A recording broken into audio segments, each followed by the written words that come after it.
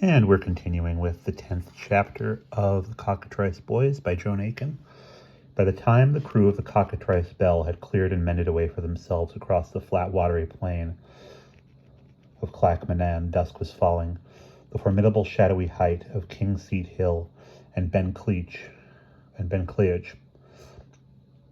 rose up on their left like a black wall. No lights twinkled ahead where the towns of Tillicolty and Dollar might be supposed to lie. The River Devon crept and wriggled like a pale, glimmering serpent in the valley. The landscape was ominously quiet, as if something in it was gathering for a pounce.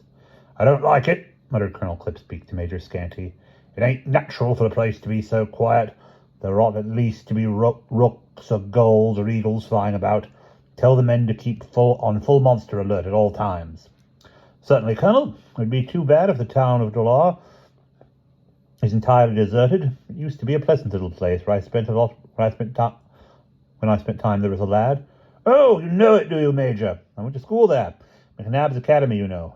The colonel did not know, and was not particularly interested, but said, "That is capital, then. Your familiarity with the town may stand us in good stead if there is a battle, which I greatly fear there will be. Ah, here is Dr. Wren. Do you not find this unusual quiet somewhat ominous, Archbishop? Deuced suspicious?" The Archbishop was in a high state of excitement. "Oh, yes, I expect they are mustering their forces," he said. "But listen to this, Colonel. I have solved the enigma of the paper. I have cracked its code. As I said, it is written in Ogham script." "Ogham?"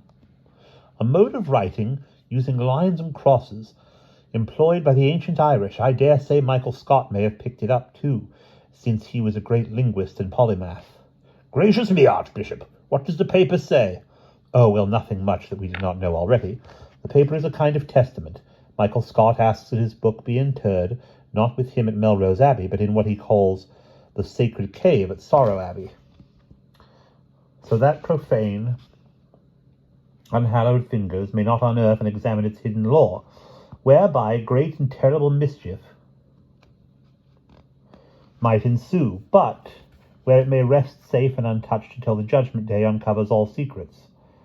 "Does he say where precisely the sacred cave is to be found?" demanded the colonel impatiently. "No. He says the locality of which is known only by the holy monks of Sorrow Abbey." "Much use that is to us, since they all died out several hundred years ago," exclaimed the colonel. "But wait a moment.